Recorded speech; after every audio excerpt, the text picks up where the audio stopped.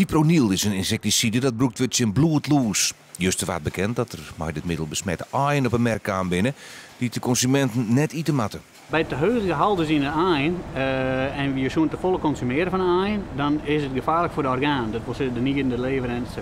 Een van de hindeboeren die levert aan Frisian Egg heeft het middel broekt. Klanten van de bedrijf willen graag weten wat er aan de hand is.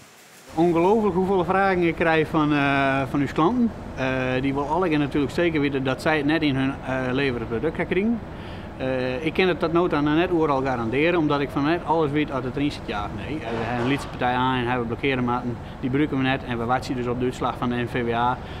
Waarbij ik er nog steeds van uitgaan dat die aan gewoon goed binnen en dan vervolgens dat nog kan ik in verwerken.